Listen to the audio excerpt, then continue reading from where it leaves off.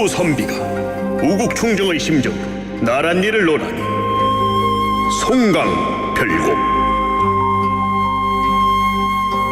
뉴스파이팅 배승입니다. 4부 시작합니다. 송영훈 국민의힘 대변인, 강성필 민주당 국민소통위 부위원장 두 분 함께합니다. 어서 오세요. 네, 안녕하세요. 송영훈입니다. 네, 안녕하세요. 강성필입니다. 얼쑤. 얼쑤. 예, 얼쑤. 얼쑤. 원래 이렇게 만찬장에 예전에 조선시대 이런 영화 같은 거 보면은 앞에서 이렇게 춤을 추고 있잖아요. 가야금도 하고. 그랬죠. 오늘 만찬에는 그건 없겠죠? 네. 예. 왜 이렇게 관심들이 없으십니까? 근데 만찬보다도 더 중요한 게 윤 대통령과 한동훈 대표의 독대입니다. 대통령실이 독대는 별도의 협의 사안이다. 꼭 오늘 해야 되는 것은 아니지 않느냐, 이런 입장을 내면서 독대가 무산이 됐습니다. 왜 독대를 신청하고 또 왜 독대를 거절했을까요? 일단 지금 상황에 대해서 먼저 좀 말씀을 드리면 예. 국민들께서 어떻게 이해하실지가 걱정이 됩니다. 왜요? 그러니까 저희는 지금 이 독대가 좀 이제 연기가 된 것을 뭐 충분히 이해를 할 수 있습니다. 왜냐하면 이제 그 독대를 하게 되면 대통령께서도 한동훈 대표가 여러 가지 직언을 하고 또 건의를 하면 거기에 대해서 뭔가 답을 주셔야 될 텐데 그 답에 관해서 예를 들면 한동훈 대표가 바라는 답이 아니거나 또는 뭐 여러 가지 선택지 중에 어떤 답을 준비해야 되는 상황이라면 예. 그런 것들이 좀 충분히 준비가 될 때까지 좀 시간이 필요할 수도 있지 않겠습니까? 그런 점에서 이것을 정치권에서는 이해를 할 수 있어요. 그런데 일반 국민들께서는 이제 이렇게 보실 수가 있거든요. 아니, 대통령하고 여당 대표가 만나는데 뭐 그렇게 어렵고 힘드냐? 네. 언제라도 보자고 하면 보면 되는 것이지. 그래서 지금 오늘 아침에 그 주요 신문들 사설을 봐도 예. 국정의 두 축이 뭐 한낱 독대 정도가 아니라 밤새워서라도 대화하는 모습을 보이는 것은 국민에 대한 도리다. 동아일보 사설에 그런 내용이 있더라고요. 뭐 다른 신문들에도 비슷한 내용들이 있습니다. 예. 그래서 국민들께서 이걸 어떻게 이해하실지가 좀 걱정되는 부분은 있다. 그래요. 이런 생각이 듭니다. 독대 전에 체코 순방에 대해서 먼저 당대표가 그 성과에 대해서 이야기했으면 더 좋지 않았을까요? 이야기했죠. 월요일 최고위원회에서도 예. 공개 발언을 통해서 이 체코 그 원전 외교의 성과에 대해서 분명하게 언급을 했고, 저는 이 대통령께서 체코 순방 다녀오신 것, 그 성과가 전혀 가려졌다고 생각하지 않습니다. 그렇군요. 그 원전 전주기 협력협약이라고 하는 걸 체결했잖아요. 예. 이거는 한 번 가서 원전 한 기 팔고 오는 거하고 차원이 달라요. 뒤에서 좀 얘기하기로 하고요. 알겠습니다. 알겠습니다. 어떻습니까? 일단 지금 대통령과 여당의 대표가 만나는 게 참 어려워 보이잖아요. 그걸 좀 더 쉽게 얘기하면 민주당의 당대표하고 원내대표하고 만나는 게 어려운 일입니까? 그냥 만나면 돼요. 문재인 전 아니, 대통령 제가 봤을 추미애 때 대표 이 정도 그것보다- 비교하셔야죠. 그것보다 훨씬 더 가까운 사이라면서요. 20년 직이고 또 대한민국에서 유일하게 윤석열 대통령이 한동훈 대표가 검사할 때 그렇게 다 받아주고 우리 동원이 했던 그런 사이 아닙니까? 근데 왜 저걸 만나냐 안 만나냐 이게 저는 문제가 되는지 잘 모르겠어요. 이게 왜 문제가 되는지. 자, 근데 네. 두 가지가 있습니다. 일단 감정적인 문제가 있고 현실 진단에 대한 판단이 다른 것 같아요. 문제는 어쨌든 대통령실과 전 대통령보다 이제 대통령 주변에 계신 분들이 한동훈 대표에 대해서 더 감정이 안 좋은 것 같아요. 그래서 뭘 하게 되면 오해가 쌓여간다. 자기 정치한다. 이런 말씀을 하시는 거고. 하지만 저도 만약에 대통령실 스텝이라고 생각한다면 체코 순방에 대해서 많이 공을 들였을 겁니다. 그리고 귀국해가지고 대통령의 시간을 좀 갖고 싶었을 거예요. 그런데 어쨌든 이 독대가 누가 먼저 뭐 릴리스를 했든지 그게 중요한 게 아니라 결론은 대통령의 순방 이 성과가 언론에서 사라졌다는 거예요. 거기에 대해서 대통령실은 상당히 불쾌했을 것이고 그 불쾌한 마음을 가지고 한동훈 대표를 만나는 게 싫었을 것이다. 그래서 안 만나는 게 낫겠다라고 판단한 것 같고 현실적으로 봤을 때는 네. 대통령실에서는 분명히 한동훈 대표가 중재안을 대통령에게 던질 거 아니겠습니까? 독대를 하게 되면 그러면 그때부터 한동훈 대표는 이제 짐을 다 벗어 던지는 거예요. 왜? 본인은 대통령에게 중재안을 던졌으니까 할 일 다 한 거예요. 그런데 만약에 대통령이 안 받으면 대통령의 판단을 잘못했다고 생각할 수 있는 것이고 만약에 대통령이 받으면 한동훈 대표의 공으로 돌아갈 수 있다고 감정이 안 좋은 상태에서는 정무적으로 대통령실에서 그렇게 판단할 수도 있다. 그래서 저는 이 독대가 성사 안 되고 오히려 방향이 누가 먼저 뭐 사전에 릴리스를 했냐 이런 논란으로 가는 것 같습니다. 제가 두 가지만 좀 말씀드리면 네. 한동훈 대표가 그렇게 대통령에게 공을 떠넘기고 책임 전가하는 정치를 하려고 했으면 여야 의정 협의체 처음부터 제안 자체를 안 했을 겁니다. 지금 여당 내에서도요. 제가 뭐 누구라고 말씀 안 드리겠지만 문제 해결 자체에는 도움을 안 주시면서 가끔씩 언론에 나와서 훈수 두고 비판만 하는 분들이 있어요.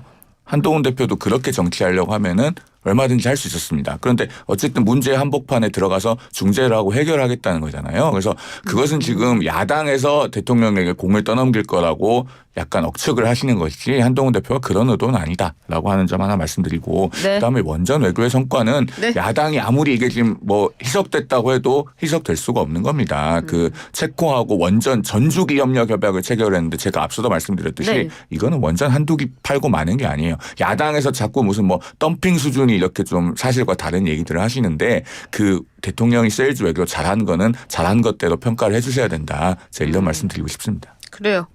만찬 얘기하고 만찬하고 나면은 또 이야기 나눠보도록 하고요. 민주당 김민석 최고위원이 서울의 봄 4법에 이어서 이재명 대표에 대한 테러 가능성을 또 제기하고 나섰습니다.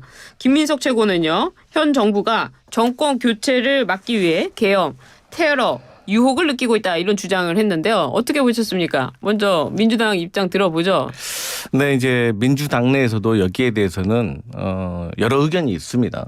네. 뭐 저 같은 경우는 개인적으로 예. 계엄이 이 시대에 일어나기 어렵다고 보는 거죠. 네. 그래서 저는 김민석 최고위원이 그렇게 말을 하는 것은 네.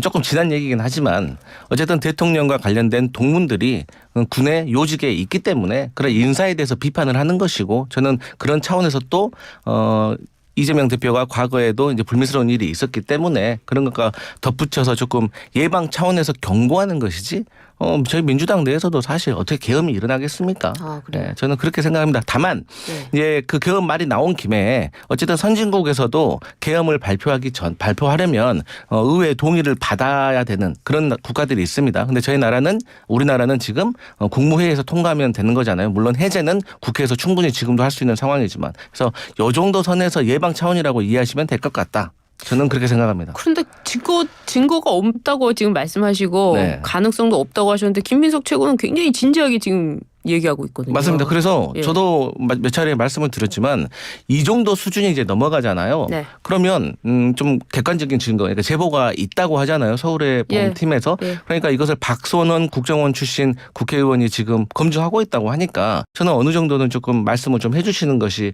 조금 국민들에게 오해를 받지 않는 길이다. 저는 그렇게 봅니다. 오늘 아침 기온이 한 16도 정도 되던데요. 오늘 아침 기온 19도, 습도는 70도. 19도. 저희가 이 네. 계엄령 얘기를요. 예. 기온이 34도, 35도일 때부터 하고 있었어요. 지금 계절이 바뀌었는데 아직도 계엄령 얘기를 하고 있습니다. 누구 때문입니까?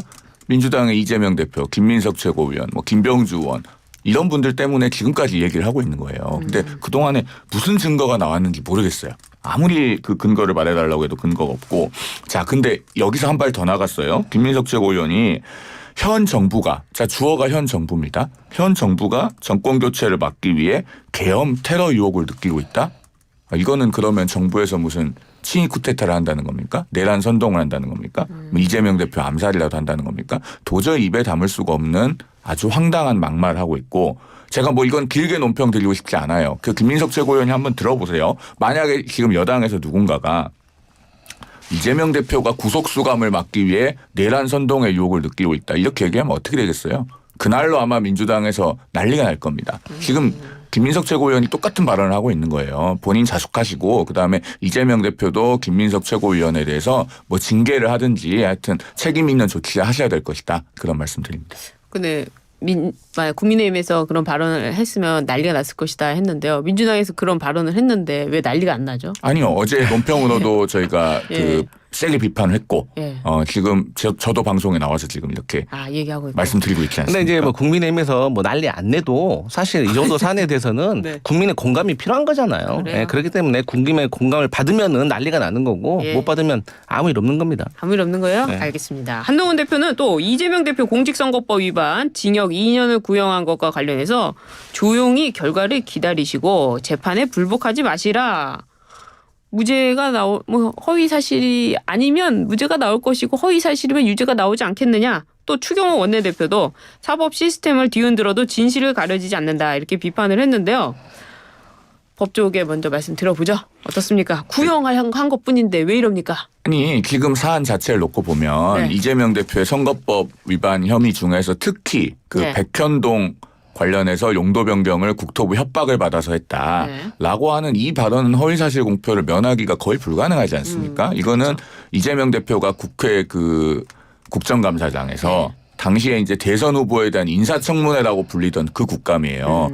미리 판넬까지 준비해 가지고 와서 허위사실을 매우 적극적으로 이야기했고 그 공표한 허위사실에 정반대되는 공문이 남아 있어요. 법조계에서 이것이 무죄가 될 거라고 예상하시는 분들을 저는 아직까지 못 봤습니다. 네. 자, 그렇기 때문에 이 재판에 불복하지 말라라고 촉구를 해도 민주당에서 그런 선언이 안 나오잖아요. 오히려 민주당 지금 뭘 하고 있습니까? 네. 표적수사금지법이라고 하는 걸 발의를 했어요. 근데 모든 수사는 원래 다 표적이 있어요. 피의자가 없는 수사도 있습니까? 그다음에 법 왜곡죄라는 걸 또 만들어서 앞으로 검사들을 법 왜곡죄로 잡아넣겠다고 해요. 네. 그다음에 검사 탄핵소추 발의해 놓은 거 가지고 지금 또 앞으로 탄핵소추안 통과시키면 직무 정지될 거 아닙니까? 예. 그다음에 10월 2일에 무슨 또 검사 탄핵 청문회도 한다고 하죠. 예. 이런 식으로 지금 종합 선물 세트로 그 이재명 대표를 소추하거나 수사했던 검사들에 대한 예. 그 보복성 조치를 종합 선물 세트로 하려고 하고 있다. 그래서 이런 걸 하지 말고 예. 제발 재판에 깨끗이 승복하겠다는 선언을 미리 하시라는 그런 말씀을 드리고 예. 짧게만 제가 더 덧붙인다면은 말씀하세요. 예. 짧게만 제가 덧붙이면은 지금 우리나라에 필요한 것은 법 왜곡죄가 아니라 예. 이렇게 민주당이 그 권력을 동원해서 검찰에 보복하려고 하는 것을 막는 입법 왜곡죄나 헌법 왜곡죄가 필요한 것이 아닌가 하는 네. 생각이 듭니다. 어떻습니까? 일단 검찰이 2년 구형을 한 것은 저는 여러 가지 정치적인 의도도 있다고 봅니다. 예를 든다면 국민들 중에서는 혹시나 구형 2년이 선고 2년으로 착각하실 수도 있습니다. 왜냐하면 마치 구속되면은 이게 바로 유죄라고 생각하시는 분들도 많이 있거든요. 그런 효과를 좀 노린 것이 아닌가. 왜냐하면 많은 법조인들에게 물어보면 국민의힘 소속에 계신 분들 법조인들 빼놓고는 대부분이 이 정도 가지고 2년 정도 한 것은 정말 최대형을 한 것 같다. 거기에 대한 여러 가지 이유가 있겠다. 근데 보통 정치인에게 있어서 100만 원 정도의 이상의 의미가 있는 거 아니겠습니까? 그렇기 때문에 판사가 나름대로의 재량권을 발휘해서 조금 감형을 해주는 걸 감안하더라도 100만 원 이상 나올 수 있도록 뭐 300만 원 정도를 하지 않겠느냐라고 예상을 했었는데 생각보다 많은 구형이 나왔다는 것은 어떤 나름대로의 정치적인 이유도 있었을 것이다. 그리고 또 특이한 점이 구형을 할 때 PPT에 대중가요를 올렸습니다. 근데 우리 송 변호사님께도 뭐 변호사 해보셔서 아시겠지만 그런 경우 흔치가 않잖아요. 이런 것들은 국회나 국정감사에서 정치인들이 이목 끌려고 할 때 일종의 우리가 말하는 퍼포먼스예요. 쇼잉이에요. 근데 검찰이 어떤 그래도 공무원인데 담담하게 정확한 증거를 가지고 판사를 설득하려고 해야지 이렇게 국민을 상대로 이렇게 쇼잉을 하듯이 대중가요 가사를 낸다는 것이 이게 맞는가. 그리고 한동훈 대표께서 재판에 불복하지 말라라고 하셨는데 그러면 승복을 해야지 뭐 어떡합니까? 뭐 방법이 있습니까? 항소하는 것밖에. 그래서 그런 걱정은 안 하셔도 된다. 이렇게 말씀드리겠습니다. 알겠습니다. 결과를 기다려 보도록 하죠. 네, 이번에는 임종석 전 대통령 비서실장 이야기 넘어가 보도록 하겠습니다. 북한과 남한 두 국가 체제로 살면서 평화롭게 협력하자 두 국가론 계속해서 이야기하고 있습니다. 오세훈 서울시장은 종북을 넘어서 충북이다. 안철수 의원은 통일을 포기하고 북한에 굴종하자는 것 아니냐 이렇게 말했는데요. 이 두 국가 체제론 어떻게 들으셨습니까? 일단 그런데 오세훈 시장께서 이 충북이라는 표현은 안 쓰셨으면 해요. 충청북도 우리 도민들께서 불쾌하실 수 있습니다. 제가 또 충청도 출신이지 않습니까? 그러니까요. 네. 자, 그 임종석 실장은요. 근데 달라요 그 충이. 한자가 똑같아요. 죄송합니다. 자, 임종석 실장은요, 이런 얘기를 하면 안 돼요. 자, 이 국가론이라고 하는 게 어디서 나왔습니까? 지금 북한 김정은이 하고 있는 거 아닙니까? 그러니까 임종석 실장이 나름대로는 뭐 평생 통일을 위해서 본인 헌신해왔다고 이야기를 하고 2019년에도 자기 현실 정치 안 하고 통일운동 하겠다고 해놓고 자기의 전생애를 부정하는 듯한 180도 태세 전환을 지금 한 거예요. 네. 그래서 이거야말로 정말 진성 종북. 이라고 밖에는 달리 부를 수 없지 않나 싶고 이거는 헌법 3조 4조를 부정하는 발언 아닙니까? 그럼 민주당에서도요. 임종석 실장에 대해서 단호한 조치가 필요하죠. 민주당이 위헌정당이 아니라면 이렇게 공개적으로 그 통일 포기론 그리고 북한의 이국가론에 동조한 듯한 발언을 하시는 분은 저는 민주당에서 제명해야 된다고 생각합니다. 그래야지 민주당도 이 북한의 이국가론에 동조하거나 그런 거를 방조, 용인하는 정당이 아니다라고 하는 것을 분명히 할 수 있겠죠. 제명은 우리 당 대표 이름 이재명이고요. 무슨 말씀이세요? 아침부터 왜 이러세요? 아니 이제 이런 말씀을 드리고 싶습니다. 네. 일단 임종석 전 실장에 대해서 민주당은 다른 의견이라고 선을 일단 그었다는 점을 말씀드리고 싶고 이런 말씀들은 저는 학자로서는 충분히 학계에서 검토를 해볼 수 있다고 봅니다. 왜냐하면 지난 보수 정부 5번, 그다음에 진보 정부 3번을 거치면서 대통령 직선제 이후에 그러면서 우리가 나름대로의 각 그 성향의 이념에 맞게 대북 정책을 펼쳐왔지만 사실 북한의 어떤 핵에 대한 것을 제가 완벽하게 막지는 못했다는 건 현실이지 않습니까? 그렇기 때문에 학계에서는 좀 새로운 패러다임이 필요하다. 그러니까 세게 강경책이나 유화책이나 이 현실에 대해서는 북한이 선택할 수 있는 것은 오직 핵밖에 없다는 것에 대해서 실효성 있는 걸 좀 검토해봐야 된다라는 학계의 주장은 있는데 네. 우리 임종석 실장께서 학자는 아니잖아요. 그렇기 때문에 저는 이 말이 좀 부적절하다고 보는 건데 일단 저희 민주당으로서는 김대중 대통령이 주장하셨던 이 네. 연방제 3단계론에 대해서 저희는 개성을 하고 있는데 이게 어려운 게 아닙니다. 1단계는 평화 공존이에요. 그러니까 각자 주권을 가지고 뭐 예를 들어서 국제기구에서 탈퇴나 가입을 각자 알아서 하는 겁니다. 그러다가 2단계 경제나 문화 측면에서 서로 교류를 하는 거죠. 활발하게. 그래서 만약에 3단계 신뢰가 좀 쌓였다. 네. 그러면 그때 구체적으로 통일에 대해서 한번 고민을 해볼 수 있는 거죠. 그러니까 그런 차원에서 봤을 때 제가 이제 임종석 전 실장에 대해서 조금 더 긍정적으로 좀 이해를 해보려고 노력을 한다고 하면 긍정적이지 않아 보이는군요 지금. 이분이 이제 그런 것 같아요. 일단 이제 이번 정부에서 그러니까 좀 북한에 대해서 적대시하는 것이 아닌가. 그러면 우리가 적대시하면 북한도 어떻게 우리를 좋게 보겠습니까? 그렇기 때문에 지금 2단계도 되지 않는다. 그러니까 이런 상황으로 갔을 때는 통일은 어려우니 그냥 포기하자. 이런 식으로 한 건데 그게 잘못됐다는 네. 것인 거죠. 그래서 알겠습니다. 오해 소지가 있다. 오해 소지가 있다고. 네, 그래서 자세한 설명을 좀 네. 해주셔야 아니 된다. 오해 소지가 아니고 임종석 실장의 뜻은 명확해 보여요. 예. 통일 포기하고 이 국가로 살자는 건데 그게 지금 정확하게 북한 김정은이 주장하는 겁니다. 그래서 지금 북한이 이제 헌법도 개정한다고 하잖아요. 네, 개정한대요. 예. 예, 그러니까 지금 이런 것은 북한이 이 국가론을 들고 나오기 전까지는 임종석 전 실장도 한 번도 얘기 안 하던 거예요. 그렇죠. 그렇게 지금 태세 전환을 한 것이기 때문에 그래서 진성종북이라는 얘기가 나오는 겁니다. 그래요. 알겠습니다. 이 두 국가론을 놓고 민주당 내에서도 굉장히 의견이 분분해지고 있으니까요. 또 다음 주에 이야기 나눠보도록 하고요. 이번에 금투세 이야기 해보도록 하겠습니다.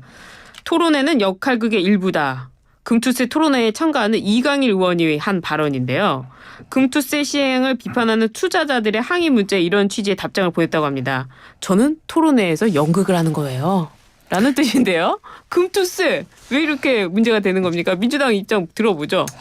저는 저희 당 소속 의원이 이런 말씀을 하셨다고 생각하면 저는 그건 좀 부적절했다고 봅니다. 그게 네. 우리 나름대로의 어떤 그 중요한 정책 시행에 있어서 당내에서 토론을 하는데 이런 식으로 말씀한다는 건 오해받을 소지가 있기 때문인 거죠.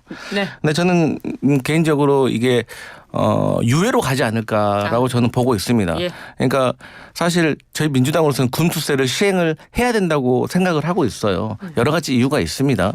그러니까 근데 지금 이 금투세를 시행을 해야 되는데 저희로서는 지금 이 꽉 막힌 난국에서 금투세와 관련해 가지고 저희가 좀 양보를 하면 어느 것 하나라도 여당에서 또 저희가 양보하는 마음을 존중을 해서 또 여당에서도 저희가 민주당이 원하는 것을 좀 받아들여야 되지 않나 이렇게 정치적으로 좀 해석을 하고 있습니다. 하지만 그럼에도 불구하고 금투세에 대해서 시행을 해야 된다는 것은 왜 그러냐면 누가 이런 말씀을 하시더라고요.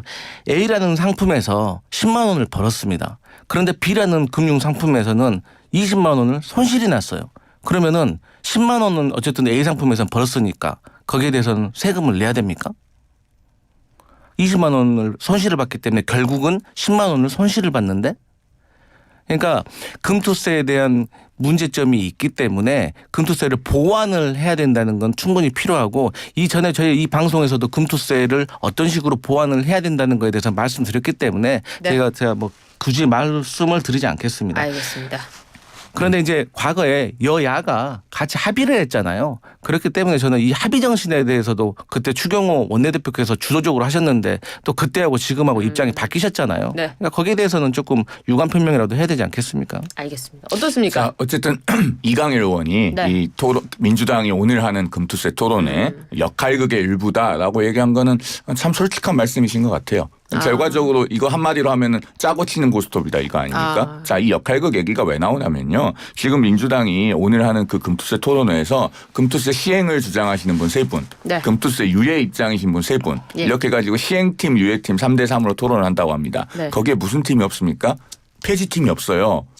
사실은 1,400만 우리 개인 투자자들은 이 금투세 폐지를 원하고 있습니다. 그런데 폐지 입장을 대변하는 분은 한 분도 없잖아요. 그거 왜 그러겠습니까? 일단 폐지는 선택지에서 제껴놓고 네. 그러니까 이게 지금 국민의힘이 주장하는 거기 때문에 민주당은 그것에 끌려가서 지는 모습을 보이기가 너무 싫은 거예요. 근데 국민의힘을 보고 정치를 하실 게 아니고 우리 국민들을 보고 정치하셔야죠. 1,400만 개인 투자자가 원하고 있는데 왜냐하면 그것은 세금을 내기 싫어서가 아니라 그렇게 하면 대한민국 주식시장이 죽어서 폭망하기 때문에 그런 거예요. 그래서 이 토론회는 지금 오늘 3대3으로 진행이 된다고 하지만 실상은 6대 1,400만이다. 저는 이렇게 말씀드리고 싶어요. 그러니까 시행팀, 유예팀 3명 합해봤자 6명이잖아요. 네. 6대 1,400만이고 자, 지금이라도 민주당이 생각을 바꿔서 이것은 정말 대승적으로 금투세 폐지로 나아가는 게 맞다. 그 말씀을 다시 한번 드립니다. 궁금한 게 그러면 금투세 시행하잖아요. 그러면 우리 주가지수 올라갑니까? 시행하면 떨어진다고 지금 저희가 계속 말씀드리고 있잖아요. 아니 네. 마치 금투세만 이렇게 시행을 하면 금투세를 폐지를 하면 그러니까 제가 질문을 잘못했네요. 네. 금투세가 폐지되면은 우리 주가가 올라가고 뭐든지 지금 다 잘 될 것 같은데 예를 들어서 폐지를 한다는 데 대해서 민주당이 동의를 해준다고 하면 어느 정도의 성과가 있을 것 같아요? 그러니까 폐지를 해가지고 그럼 한번 실험을 해보는 게 어떻습니까? 왜냐하면 88년에 대만이 폭락했던 사례나 대만에서 2015년에 재도입을 다시 한다고 하니까 거래대금이 급감했던 사례들이 분명히 있잖아요. 그게 지금 우리 주식시장에 악재로 남아있는데 그 악재가 해소가 되면 분명히 시장은 거기에 대해서 반응을 할 거라고 생각을 합니다. 제가 너무나도 많은 얘기를 다른 데서도 많이 했기 때문에 대만 사례는 이제 그만 얘기하셔도 되고 그렇게 따지면은 다른 논리도 엄청 많아요. 미국도 근데, 이거 도입한 지 100년 되고 영국도 60년 되고 일본도 35년 됐는데 우리가 그들의 수준보다 못한답니까? 그리고 제가 여쭤봤잖아요. 금투세를 폐지하면 실험을 해봐야 된다고 말씀하시면 안 되죠. 여당에서. 아니, 근데 어느 정도 민주당이- 어떤 성과가 예상된다고 말씀을 해주셔야 아니 됩니다. 근데 민주당에서요. 지금 방금 미국 주식시장, 영국 주식시장, 일본 주식시장과 비교하셨는데 우리 주식시장이 그들보다 보완해야 될 점이 굉장히 많기 때문에 지금 뭐 K 주식시장 밸류업 이런 거 같이 해야 된다고 얘기하고 있는 거 아닙니까? 맞습니다. 민주당도 네. 그러니까요. 우리 주식시장이 지금 그만큼 개인 투자자 보호에 취약하고 지금 그 지배구조나 이런 측면에서 가야 될 길이 멀고 그런 외국장에 비한 핸디캡들이 많이 있는데 거기다 대고 금투세까지 시행을 해보십시오. 어떻게 되겠습니까? 지금 그걸 얘기하고 있는 거예요. 그 우리 말씀도 개인 투자자. 맞는데 어쨌든 제가 여쭤본 거는 아니 이 금투세 폐지해가지고 어떤 효과가 있는 긍정적인 효과가 있는지 실험을 해보자는 거는 여당으로서 할 말이 아니고 아니, 그러니까 어느 정도의 수치적으로 어떤 흑자나 이득이 예상된다라고도 좀 얘기를 해줬으면 좋겠고 그다음에 이제 그 금투세 관련해 가지고 그 말씀하신 것처럼 뭐 대만 우리 100년 된 미국이나 뭐 영국이나 일본이나 이것보다 못하다는 것이냐 뭐 이런 말씀들을 하시는데 지금 그렇게 따진다고 하면은 금투세보다 더 우선적으로 시행을 하고 개정을 해야 될 것들이 많아요. 그게 예를 들어서 주주환원이에요. 우리 주주환원율 아세요? 알죠. 아니 몇 그러니까 그 프로입니까? 주주환원에 대해서 여기 우리나라 장학 퀴즈 시간은 그러니까 아니니까. 우리나라가 맞습니다. 대주주와 소액주주 간에 굉장한 불평등이 존재하고 그게 우리 국장이 저평가되는 주요 요인 아닙니까? 그런 것은 그런 것대로 개선해 나가야 되는 것이고 근데 금투세는 지금 석 달 있으면 당장 시행되잖아요. 1월 1일부터. 그리고 그게 유예로 남아 있으면 과거의 재건축 초과이익 환수제라든가 또 중대재해처벌법 50인 미만 사업장 2년 유예라든가 한시법으로 유예가 됐다가 나중에 시행이 되면서 또 혼란이 초래된 것들이 있어요. 네. 이게 1년이나 2년이나 3년 미뤄놓으면 그때 가면 또 이런 문제가 다시 발생할 거 아닙니까? 큰 틀에서 봤을 때 저희 민주당은 어쨌든 아니 말이 아직 안 끝났어요. 그러니까 그 혼란을 방지하려면은 폐지를 해서 이거는 정확하게 매조지를 해야죠. 지금 국민의힘에서는 그런 말씀을 드리는 거예요. 그러니까 뭐 내용적으로 말하면 얼마나 시간이 더 필요하겠습니까? 근데 어쨌든 저희가 유예라고 어쨌든 네. 협조적으로 나왔잖아요. 그러면 국민의힘도 다른 분야에 있어서는 조금 협조적으로 좀 나와야 되지 않을까? 그래도 서로 주고받고 뭐가 해결이 되지. 그래요. 예, 무조건 뭐 본인들 의견은 다 맞다고 하면은 어떻게 해결이 되겠습니까? 그러니까 네, 여기는 지금 알겠습니다. 폐지팀이 있으니까 감사합니다. 1대1로 다음에 한번 토론을 네. 하시는 게. 서로 간에 맞다고만 주장하면 안 되겠죠. 알겠습니다. 두 분 말씀 오늘 잘 들었고요. 강성필 민주당 국민소통 미래소통위 부위원장, 송영우 국민의힘 대변인 두 분 감사합니다. 감사합니다. 감사합니다.